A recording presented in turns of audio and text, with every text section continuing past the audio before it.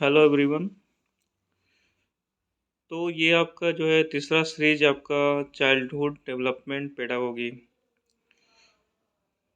का मैं आज करने वाला हूँ। पहले पार्ट 1 पार्ट 2 में मैंने ऑलरेडी यहाँ तक करा दिया था कंसेप्ट ऑफ आईक्यू, कैसे एक आईक्यू लेवल किसी भी व्यक्ति का हम लोग निकालते हैं एज ए इंडिविजुअल। तो मैं एक बार रिकैप आपको कर दूँ। जैसे ये मान लेते हैं क्वेश्चन है आपका कि यदि किसी बच्चे का रियल एज आपका 10 वर्ष है, उसका दिमाग 12 वर्ष के बच्चे जैसा काम करता है, तो कहीं ना कहीं वो एडवांस आईक्यू वाला हो गया। तो आईक्यू लेवल देखते हैं कैसे निकलेगा इसका। तो आपका जो है मेंटल एज मतलब मानस अभी का जो वायु है उसका किस लेवल का है, तो 12 वर्ष का है, तो 12 वर्ष कर देंगे। रियल एज कितना है उसका, 10 साल उम्र इसका हो रहा है, तो उसको 100 से मल्टीप्लाई करते हैं, तो यहाँ से 120 आपका डाटा आ जाएगा। तो जो 120 आया उस किस कैटेगरी में फॉल करता है, तो ये हमारा कैटेगरी है। तो 120 और 119 देखा जाए तो सुपीरियर और वेरी सुपीरियर के बीच में वो लाई करेगा। ठीक है, तो अगर पूछ देगा कि कौन सा है तो वेरी सुपीरियर। तो आप पिछले वीडियोज को देखिएगा, तब इस वीडियो को आगे हम लोग आगे देखिएगा, तभी आपको क्रिस्टल क्लियर होगा हर चीज़ें। तो आज मैं करने वाला हूँ सृजनात्मक और बुद्धि, creativity and intelligence. Creativity and intelligence, तो आइए देखते हैं इसको। कहता है researchers have found that relationship between creativity and intelligence is positive. Termer in 1920 found that persons with high IQ were not necessarily creative। Terman जो थे 1920 में, उनका ये मानना था या उन्होंने ऐसा रिसर्च किया था कि जिनके आईक्यू हाई होते हैं, ऐसा नहीं कि वो क्रिएटिव नेचर के होते हैं, ऐसा कोई ज़रूरी नहीं है। तो वही आगे कहा गया कि अर्थात हर एक हाई आईक्यू वाला बच्चा रचनात्मक हो आवश्यक नहीं है। तो क्रिएटिविटी के तत्व कुछ एलिमेंट दिए हुए हैं, ये ट्रिक FFOE। तो फ्लुएंसी धारा प्रवाह, ए फ्लेक्सिबिलिटी लचीलापन, ओ ओरिजिनल मौलिकता, और ई हो गया एलोबरेशन विस्तार। ठीक है ना। तो आगे कहता है आपका कि JP गिलफोर्ड ने थिंकिंग को दो भागों में प्रस्तुत किया है। पहला आपका डाइवर्जेंट थिंकिंग, अपसारी सोच, और सेकंड है आपका कन्वर्जेंट थिंकिंग, अभिसारी सोच। तो जो आपका अपचारी सोच है वो क्या क्या है, ओपन एंडेड हो गया, related to creativity, out of the box and multiple solution. और जो अभिसारी हो गया वो अब क्या हो गया, close ended, related to intelligence, फिर MCQ सॉल्व करने में इनका माइंड ज़्यादा चलता है, और ये लिमिटेड सॉल्यूशन को ज़्यादा प्रेफरेंस देते हैं। तो आगे नोट में लिखा हुआ है कि आप सारी सोच वाला प्रत्येक व्यक्ति क्रिएटिव नहीं होता, परंतु हर क्रिएटिव व्यक्ति औपचारिक सोच डाइवर्जेंट अवश्य रखता होगा। अब आते हैं वेरी वेरी इंपॉर्टेंट टॉपिक है आपका, गिफ्टेड चिल्ड्रेन। प्रतिभाशाली जो बच्चे होते हैं ना, वो 3 प्रकार के होते हैं। तो पहला कहता है intellectual height bright, sorry intellectual bright, 140 plus IQ वाले इंटेलेक्चुअल होते हैं, बौद्धिक रूप से उज्ज्वल, डेट इज आइंस्टीन। आइंस्टीन का IQ लेवल 140 प्लस था, है ना। सेकंड आपका है टैलेंटेड, टैलेंटेड होंगे जैसे सचिन तेंदुलकर। और थर्ड हो गया क्रिएटिव, जैसे MF हुसैन। तो गिफ्टेड चिल्ड्रन को समृद्ध पाठ्य चर्चा, इनरिच्ड क्यूरिकुलम की आवश्यकता होती है, जिनमें उनके इंटरेस्ट के अकॉर्डिंग चैलेंजिंग टास्क कंटेंट हो।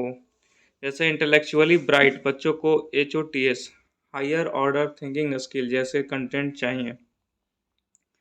आगे आपका दोस्तों इमोशनल इंटेलिजेंस, सान्वेगिक बुद्धि। सान्वेगिक बुद्धि को सर्वप्रथम स्लोवेज एवं मेयर ने इंट्रोड्यूस किया था। ठीक है। इमोशनल इंटेलिजेंस नामक बुक को डेनियल गोलेमैन ने लिखा है। अरिस्टोटल अरस्तु का वचन कोट, कोई भी किसी भी समय नाराज हो सकता है, इसमें कोई दिक्कत नहीं है। अर्थ यह है कि हम अपने इमोशन को कंट्रोल कर पाएँ और सही जगह पर सही समय पर सही तरीके से और सही मात्रा में यूज कर पाएँ, इसी को इमोशनल इंटेलिजेंस कहते हैं। बहुत बड़ी लाइन है ये। अरिस्टोटल अरस्तु का जो वचन है ना, कोई भी किसी भी समय नाराज हो सकता है, इसमें कोई दिक्कत नहीं है। तो कहता है कि हम अपने इमोशन को कंट्रोल कर पाएँ, सही जगह पर सही समय पर सही तरीके से और सही मात्रा में यूज कर पाएँ, इसी को इमोशनल इंटेलिजेंस कहते हैं। Any body can become angry, कोई बॉडी जो है एंग्री होता है, एंग्री होना हमारे मतलब बनता है समय समय पर। डेट इज इजी, वो आसान है, but to be angry with the right person and to the right degree and at the right time and for the right purpose and in the right way that is not within everybody power, that is not easy, Aristotle का कहना है ये। आगे है आपका दोस्तों emotional intelligence की विशेषताएं क्या क्या है। तो इमोशनल इंटेलिजेंस आपका हो गया सोशल स्किल्स, सामाजिक कौशल, सेल्फ अवेयरनेस, आत्म जागरूकता, मोटिवेशन, अभिप्रेरणा, एम्पैथी, समानुभूति, to put yourself in somebody how shoes. फिर कहता है सेल्फ रेगुलेशन, स्व नियंत्रण। आगे कहता है कॉग्निशन एंड इमोशन, संज्ञान एवं संवेग। तो बाई डायरेक्शनल, दिशात्मक होते हैं, वह इंटर रिलेटेड, अतः संबंधित होते हैं, दोनों एक दूसरे को प्रभावित करते हैं, सिर्फ एक केस से प्रभावित नहीं करते हैं। जैजोनिक के अनुसार कहा गया है, जैजोनिक के अनुसार इमोशंस एंड कॉग्निशन इंडिपेंडेंट, स्वतंत्र हैं। मनोवैज्ञानिक द्वारा यह सुझाव दिया गया कि शिक्षकों के दृष्टिकोण से गिफ्टेडनेस की भावना निम्नलिखित के संयोजन पर निर्भर करती है। तो ये आप देख सकते हैं डायग्राम के माध्यम से क्या कहा गया है कि जो हाई एबिलिटी वाले होते हैं, उच्च क्षमता वाले, और सेकंड हो गया आपका हाई कमिटमेंट, उच्च प्रतिबद्धता वाले, और थर्ड हो गया आपका हाई क्रिएटिविटी, उच्च रचनात्मकता वाले। तो जो ये मिडिल में जो कॉमन लोग हो गए ना, जो तीनों को कंटेन करते हैं, high ability, high commitment and high creativity, तो इनको कहा जाता है रेंजुली, ACC। यह गिफ्टेड होगा, थ्री रिंग मॉडल। नेक्स्ट है आपका बहुबुद्धि का सिद्धांत, थ्योरी ऑफ मल्टीपल इंटेलिजेंस। तो इसमें क्या कहता है ना कि multiple intelligence is also known as multiple dimensional intelligence. Harvard Gardner ने बहुबुद्धि का सिद्धांत दिया।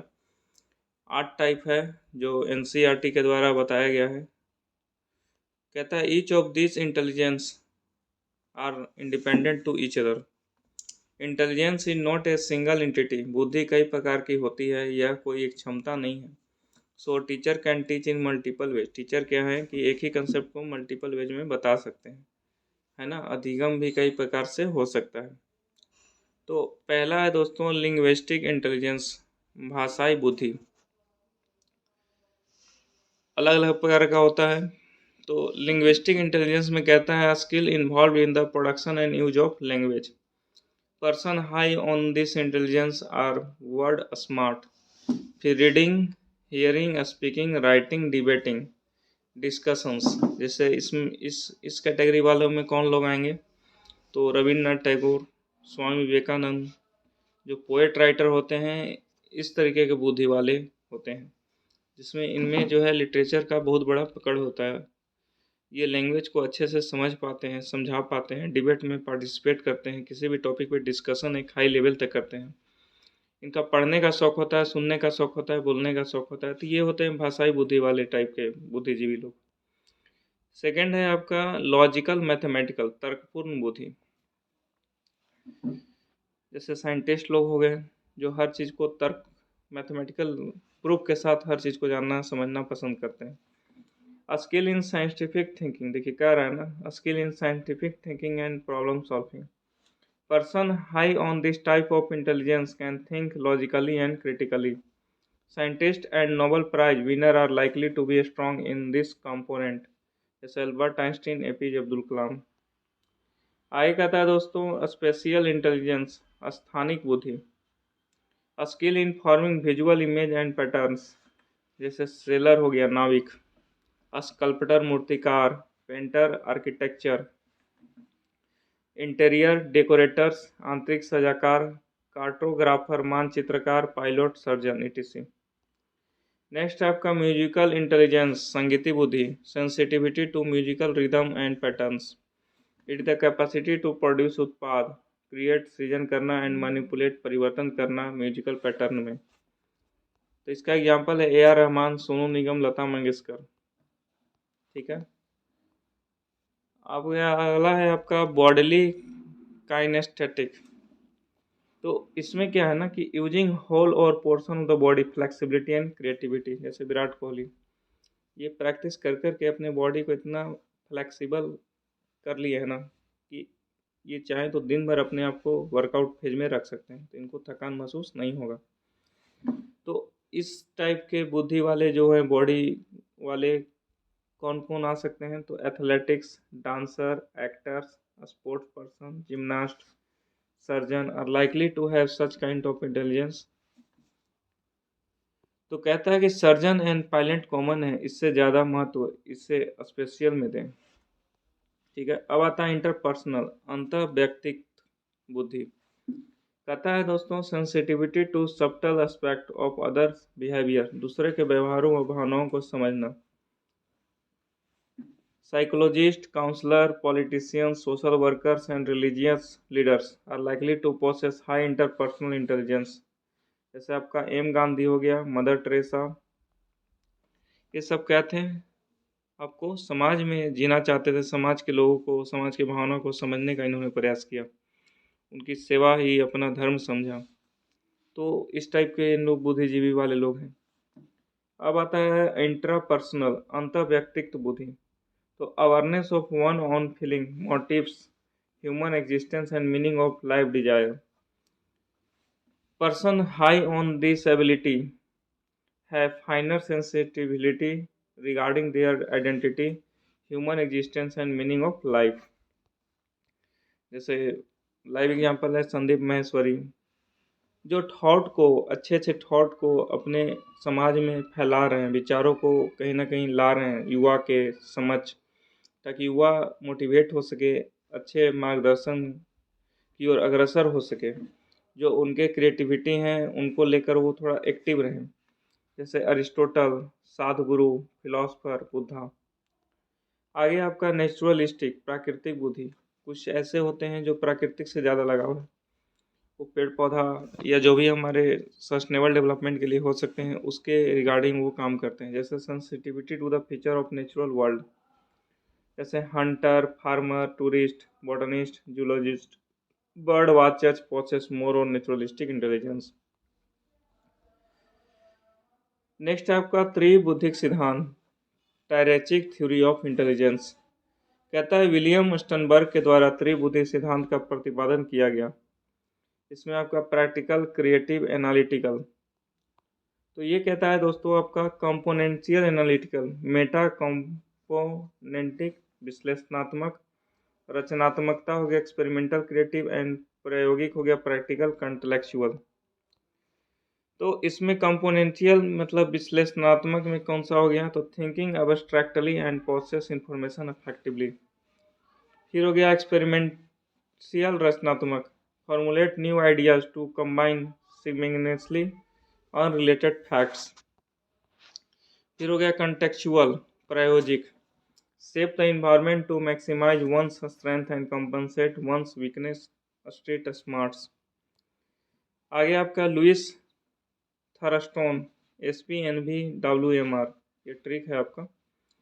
तो PMA 7 primary mental ability, group factor theory, the 7 factor 7 are independent of each other. तो 7 में देखते हैं क्या क्या आपका आता है। जैसे 7 कौन सा हो गया, S हो गया पहला, P दूसरा, N तीसरा, चौथा V और 3 हो गया WMR। तो S में क्या हो गया आपका स्पेशियल एबिलिटी, स्थानिक क्षमता। ठीक है, स्पेशियल एबिलिटी, स्थानिक क्षमता। और आपका जो P हो गया आपका परसेप्चुअल एबिलिटी, अवधारणा क्षमता। N हो गया न्यूमेरिकल एबिलिटी, संख्यात्मक क्षमता। V हो गया वर्बल कंप्रहेंशन, भाषा समझने से संबंधित। W हो गया वर्ड इन्फ्लुएंसी, भाषा बोलने से संबंधित। M हो गया मेमोरी, स्मृति। R हो गया रीजनिंग, तर्क शक्ति। तो पियाजे का जो संज्ञानात्मक सिद्धांत है, पियागेट कॉग्निटिव थ्योरी, तो उसको हम लोग देखते हैं। कॉग्निटिव डेवलपमेंट, संज्ञानात्मक विकास। फिर आता है इंटेलेक्चुअल डेवलपमेंट, बौद्धिक विकास। पियागेट वाज ए स्विट्जरलैंड के थे, साइकोलॉजिस्ट हैं पियागेट। इन्होंने बच्चों को सक्रिय निर्माता, एक्टिव कंस्ट्रक्टर कहा है। बच्चों को जो है ना एक्टिव कंस्ट्रक्शन कहा है पियागेट ने, एक्टिव कंस्ट्रक्शन या बिल्डर ऑफ नॉलेज। ठीक है, बच्चे नन्हे वैज्ञानिक हैं, लिटिल साइंटिस्ट हैं। ठीक है, था schema, mental structure, existing previous knowledge. बच्चे जो हैं आपके एक्टिविटी द्वारा अपने संज्ञान का निर्माण जारी रखते हैं। पियाजे रचनावादी रेडिकल कंस्ट्रक्टिविस्ट हैं। पियाजे का सिद्धांत हमें बताता है कि बच्चा एक मानसिक संज्ञानात्मक संरचना के साथ पैदा हुआ है और जो 14 या 15 साल की उम्र में अधिकतम विकास प्राप्त कर सकता है। पियाजे का सिद्धांत हमें बताता है कि बच्चा एक मानसिक संज्ञानात्मक संरचना के साथ पैदा हुआ है जो 14 या 15 साल की उम्र में अधिकतम विकास प्राप्त करता है। नेक्स्ट है दोस्त आपका, पियाजे ने संज्ञानात्मक बौद्धिक विकास को 4 स्टेज में बांटा है। कलेक्टिव मोनोलॉगो सामूहिक एकालाप दिया है 3-5 वर्ष। पियाजे के अनुसार विकास एक असतत प्रक्रिया है, development is discontinuous. Element MSME का फुल फॉर्म देख लेते हैं क्या है। Maturation, experience, social interaction and equilibrium. तो मैच्योरेशन का मतलब हो गया परिपक्वता, जेनेटिक्स या हेरिडिटी दोनों तरीके से हो सकता है। एक्सपीरियंस, किसी भी काम को, जैसे मैं टीचिंग कर रहा हूँ तो अब क्या है, समय के साथ एक्सपीरियंस कहीं ना कहीं बढ़ते जाएगा। अब हम बैठे रहेंगे तो कोई और हमारे भरोसे बैठे रहेगा, इसलिए जो आपको लगता है आप उसको कीजिए। Practice makes a man perfect, है ना, दैट इज द मेन फंडा। Practice makes a man perfect. तो इसी कंसेप्ट पे काम कीजिए, लाइफ में सफलता मिलेगी। प्रोसेस ऑफ इक्विलिब्रियम, संतुलन। इक्विलिब्रियम संतुलन में दो आ जाता है, एडेप्टेशन एंड ऑर्गेनाइजेशन, अनुकूलन संगठन। तो अनुकूलन भी फर्दर 2 पार्ट में डिवाइड है आपका, एसिमिलेशन आत्मसात और एकोमोडेशन समायोजन। प्रोसेस ऑफ एडेप्टेशन, अब बाई पार्ट देखते हैं हम लोग। एडेप्टेशन क्या है, अनुकूलन की प्रक्रिया। तो इसमें दिया हुआ एसिमिलेशन, जोड़ना या आत्मसात करना। इक्विलिब्रियम संतुलन, न्यू सिचुएशन नई स्थिति को समझना। डिसइक्विलिब्रियम असंतुलन और एकोमोडेशन समायोजन। तो कहता है दोस्तों, एसिमिलेशन इन्फॉर्मेशन को एग्जिस्टिंग स्कीम में ऐड करना, है ना। एसिमिलेशन कहता है इन्फॉर्मेशन को एग्जिस्टिंग स्कीम में ऐड करना। फिर आता है एकोमोडेशन, अपने इन्फॉर्मेशन में जस्ट मैनिपुलेट मॉडिफाई करना। पियाजे के अनुसार संज्ञानात्मक विकास की 4 अवस्थाएं हैं, SPCF। तो कहता है संवेदी पेशी अवस्था, सेंसरी मोटर स्टेज 0 से 2 वर्ष। पूर्व संक्रियात्मक अवस्था, प्री ऑपरेशनल स्टेज होता है 2 से 7 वर्ष। फिर आपका मूर्त सक्रिय अवस्था, कंक्रीट ऑपरेशन स्टेज 7 से 11 वर्ष। फिर होता है औपचारिक सक्रिय अवस्था, फॉर्मल ऑपरेशन स्टेज 11 से 15 वर्ष। कहता है आपका पहला है सेंसरी मोटर स्टेज, जो 0 से 2 वर्ष है। इस टॉपिक को कर लेते हैं, उसके बाद फिर नेक्स्ट वीडियो मिलेंगे। तो कहता है दोस्त कि सेंसरी मोटर स्टेज जो 0 से 2 वर्ष होता है, इसमें क्या क्या होता है ना, इसमें क्या क्या होता है। तो गत्यात्मक अवस्था, इंद्रियगामक अवस्था, संवेदी पेशीय अवस्था, जन्म से 2 वर्ष की आयु, और आपका वस्तु अस्थायित्व, object permanence, out of sight out of mind, विलंबित अनुकरण, डिफर्ड इमिटेशन, लक्ष्य निर्देशित व्यवहार, गोल डायरेक्टेड बिहेवियर। ठीक है, था बच्चों को इंद्रियां ही शिक्षक होती है इस अवस्था में, सेंसर आर टीचर्स। इस अवस्था में बच्चा हाथों आंखों से सोचता है, अर्थात अपनी ज्ञान इंद्रियां से दुनिया की समझ विकसित करता है। ठीक है ना, thinks with eyes, hands and years. फिर सेकेंड स्टेज है आपका प्री ऑपरेशनल स्टेज, 2 से 7 वर्ष। तो इसमें कहता है पूर्व संक्रियात्मक अवस्था, लैक लॉजिक, तर्क शक्ति में कमी। ठीक है, तो आपका लैक रिवर्सिबिलिटी, पानी बर्फ बन सकता है और बर्फ पानी की नासमझ, है ना। फिर कहता है एनिमिज्म, निर्जीव सजीव नासमझ। फिर कहता है इकोसेंट्रिसिज्म, इस अवस्था में बच्चों को लगता है कि जैसा मैं सोचता हूँ वैसा ही पूरा दुनिया हो सकती है। फिर कहता है सिंबॉलिक थॉट, लैंग्वेज ज्ञान, ABCD क ख ग। लैक ऑफ कंजर्वेशन, संरक्षण, बच्चे को ऐसा एहसास होगा कि विकट ए में ज़्यादा पानी है जबकि दोनों में समान है। जैसा कि पिक्चर को आप देखिए ध्यान से, भाई वॉल्यूम देखा जाए ना तो ये और ये, वॉल्यूम ए जो है वॉल्यूम बी के बराबर है, लेकिन ऐसा पता नहीं क्यों लगता है कि इसका हाइट ज़्यादा है, इसका हाइट ज़्यादा है एज कम्पेयर टू इसके, तो इसमें पानी ज़्यादा होगा, ऐसा बच्चों का मानना है। तो उनका भी अपने स्तर पे सोचना समझना ठीक है। तो वही है, संरक्षण का नियम उनको पता नहीं है, लैक ऑफ कंजर्वेशन। बच्चे को ऐसा एहसास होता है कि इसमें हाइट ज़्यादा है तो पानी ज़्यादा होगा। फिर सेंट्रेशन, केंद्रीकरण का अभाव होता है।